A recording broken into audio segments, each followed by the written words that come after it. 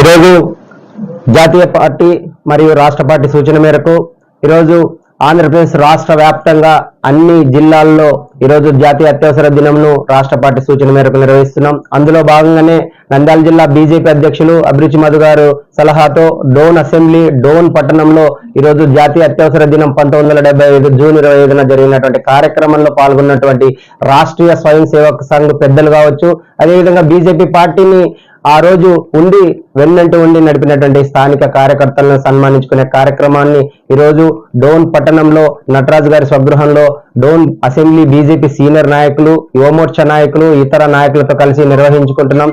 ఈ రోజు డోన్ అసెంబ్లీ డోన్ పట్టణంలో జరుగుతున్న ఈ కార్యక్రమము చాలా విజయవంతంగా నిర్వహించినందుకు డోన్ అసెంబ్లీ వాసిగా అలాగే బీజేపీ యువమోర్చా నాయకులుగా మేమందరం గర్వపడుతున్నాం. ఈరోజు ఒకటి మీడియా ముఖంగా ప్రజలందరికీ మేము తెలియజేయడం ఏమనగా, ఆ రోజు 1975 జూన్ 25న అప్పటి ప్రధానమంత్రి ఇందిరాగాంధీ గారు రాజ్యాంగానికి తూట్లు పోడుస్తూ రాజ్యాంగంలో డాక్టర్ బిఆర్ అంబేద్కర్ గారు ఏదైతే రాశారో of the people, by the people, for the people, serve the people అనే రాజ్యాంగానికి తూట్లు పొడిచి ఈరోజు అడ్డదారిలో ప్రధానమంత్రిని మీరు అధిరోహించారు. అలహాబాద్ సంబంధించి యూపీలో మీరు అక్రమాలు చేసి ఎన్నికల్లో గెలిచారని చెప్పేసి ఆ ఎన్నిక చెల్లదు అని చెప్పేసి అలహాబాద్ హైకోర్టు తీర్పునిస్తే ఎక్కడైతే తన పదవి వ్యామోహంతో రాజకీయ కాంక్షతో దేశాన్ని తృణప్రాణేయంగా వదిలేయాల్సి వస్తుంది అధికారాన్ని అని చెప్పేసి ఆ రోజు అప్పటి రాష్ట్రపతిని అడ్డం పెట్టుకొని అత్యవసర నేషనల్ ఎమర్జెన్సీ డేని విధించి ఈరోజు ప్రజాస్వామ్యాన్ని కూలి చేసి అప్పుడున్నటువంటి నాయకులందరూ వ్యతిరేకిస్తే జయప్రకాష్ నారాయణ గారు కావచ్చు, ఏబి వాజ్పేయి గారు కావచ్చు, అదేవిధంగా ఎల్కే అద్వానీ గారు కావచ్చు, ముఖ్యంగా ఒకటి ఇప్పటి డిఫెన్స్ మినిస్టర్ రాజ్నాథ్ సింగ్ గారు కూడా అప్పుడు వాళ్ళ తల్లి గారు చనిపోతే అప్పటి చర్యలు కూడా అమలు చేయకుండా అదేవిధంగా రాజ్యాంగానికి తూర్పు పొడుస్తూ ఎన్నో రకాల సవరణలు చేసి అదేవిధంగా ప్రెస్ మీడియా మీద, ఇతర ప్రింట్ మీడియా, ఎలక్ట్రానిక్ మీడియా మీద అనేక ఆంక్షలు చేసి రాజ్యాంగానికి తూట్లు పొడిచింది. దీన్ని ఇప్పటి వరకు జాతీయ అత్యవసర దినాన్ని చీకటి రోజుగా ప్రకటించాం. ఈ రోజు యువమోర్చా నాయకులకు కావచ్చు, ఇతర అభిమానులకు ప్రతి ఒక్కరికి ప్రత్యేకంగా ధన్యవాదాలు తెలుపుతున్నాను. భారత్ మాతాకి జై. నరేంద్ర మోడీ గారి నాయకత్వం జిందాబాద్ జిందాబాద్. ధన్యవాదాలు. రోజు ఎమర్జెన్సీ విధించిన ఇందిరాగాంధీ ప్రభుత్వానికి వ్యతిరేకంగా గలం విప్పిన బొగ్గరపు నటరాజు గారికి మా పార్టీ పరంగా వారికి ప్రత్యేకంగా ధన్యవాదాలు తెలుపుకుంటున్నాను. ఆ రోజు ఎమర్జెన్సీ సందర్భంగా ఇక్కడ ఉన్న సంఘ నాయకులు అయితేమి దేశం కొరకు అంతో ఇంతో కృషి చేస్తున్న నాయకుల్ని ఇబ్బంది పెట్టిన వాటి గురించి మనకు బీజేపీ కార్యకర్తలకు వారు విన్నవించడం జరిగింది. కాబట్టి ఆ రోజు ఎమర్జెన్సీ ఏ విధంగా ఉండేది అని చెప్పి మనకు అవగాహన తెలిపినారు.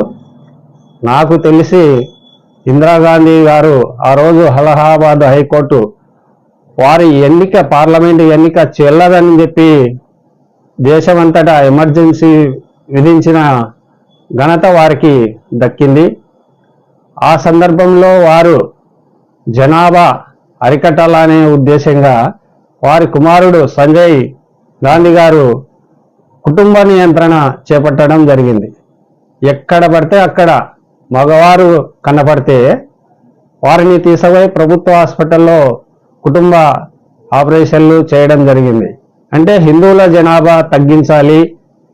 వారు ఆ రోజు మైనారిటీ సంకుచ విధానాలు మనకు బయటపడినాయి. కాబట్టి మెజారిటీ హిందువుల జనాభా తగ్గాలని ఉద్దేశంగా వారు చేపట్టడం జరిగింది.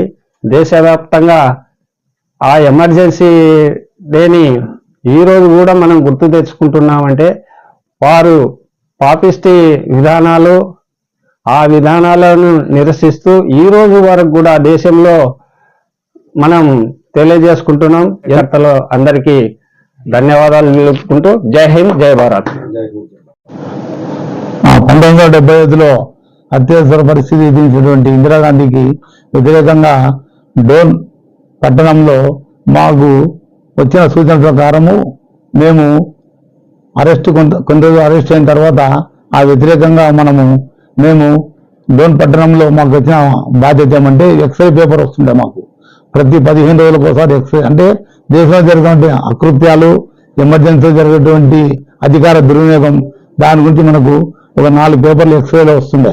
అవన్నీ మేము వ్యక్తిగతంగా ఇస్తే పోలీసుల ద్వారా అరెస్ట్ అవుతాం కాబట్టి తర్వాత అప్పుడు ఉన్నటువంటి తహసీల్దార్కి, తర్వాత ఇక్కడ ఉన్నటువంటి డిఎస్పీకి, ఇక్కడ ఉన్నటువంటి ప్రభుత్వ ఉద్యోగస్తులు పోస్ట్ మాస్టర్కి, తర్వాత ఇక్కడ ఉన్నటువంటి రైల్వే స్టేషన్ మాస్టర్కి, ఆ విధంగా హై స్కూల్ హెడ్ మాస్టర్లకు, ఎవరైతే గజెట్ ఆఫీసర్లు ఉంటారో వారికి అందరికీ మేము రాత్రి 10 తర్వాత పోస్ట్ ఆఫీస్కి వెళ్ళి అప్పుడు బాక్స్ బయట ఉండేటివి ఎవరు చూడకుండా మేము ఆ బాక్సులు వేసేవాళ్ళం. అయితే పర్సనల్ అడ్రస్లు ఏమి ఉండవు, కేవలం ఎక్స్రే పేపర్ ద్వారా దేశంలో జరిగిన అరాచకాలకు, ఇందిరాగాంధీ అధికార దుర్వినియోగము ఇవన్నిటికీ మేము వ్యతిరేకంగా పనిచేసినాం. అది కూడా కాకుండా మా ఇంటి దగ్గర మా యొక్క షాపుల దగ్గరకు వచ్చి మా షాపులో గురూజీ గారి యొక్క ఫోటో ఉన్న జబ్దం చేసేది. దాని మీద దృష్టి పెట్టుకొని చాలా ఇబ్బంది పెట్టినారు మమ్మల్ని.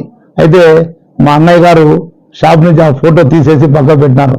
ప్రతి 2 రోజులకు ఒకసారి మా షాప్ దగ్గరకు వచ్చి మా నాన్నగారిని, మా అన్నయ్య గారిని చాలా ఇబ్బంది పెట్టినారు. మీ వాడు RSS లో పాల్గొంటున్నారు, ఇందిరాగాంధీ గవర్నమెంట్కి వ్యతిరేకంగా మాట్లాడుతున్నాడు, కాబట్టి ఇది ప్రభుత్వానికి వ్యతిరేకమైన కాబట్టి ప్రభుత్వ వ్యతిరేక చేతగా మేము భావిస్తూ మీ అబ్బాయిని అరెస్ట్ చేయదలుచుకున్నాము. మీ అబ్బాయి ఇంటికి వస్తే ఖచ్చితంగా మీరు మాకు అప్పచెప్పాలని చెప్పి ఎస్ఐ గారు, సిఐ గారు గట్టిగా వార్నింగ్ ఇచ్చారు. అయితే నేను అండర్ గ్రౌండ్కి వెళ్ళి 15 రోజులు చుట్టుపక్కల గ్రామాల్లో, తర్వాత అనేక గ్రామాల్లో తిరిగి ఈ యొక్క గవర్నమెంట్ ఉద్యోగస్తులకు, తర్వాత బాగా చదువుకున్న వ్యక్తులకు, దేశంలో జరిగిన అరాచకాలకు అన్నిటికీ మేము ఈ యొక్క ఎక్స్రే పేపర్ ఇచ్చి ఇప్పుడు అండర్ గ్రౌండ్ వర్క్ చేసినాం. కాబట్టి ఆ రోజు జరిగిన అత్యవసర పరిస్థితుల్లో దేశంలో ఉన్నటువంటి అరాచక కార్యక్రమాలకు అన్నిటికీ మేము ముందుండి మేము మా స్నేహితులను కలిసి పనిచేశాము.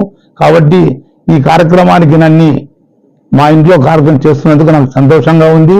కాబట్టి మన యొక్క డోన్ పట్టణ బీజేపీ కార్యకర్తలందరికీ మరొకసారి ధన్యవాదాలు తెలుపుకుంటూ సెలవు తీసుకుంటున్నాను.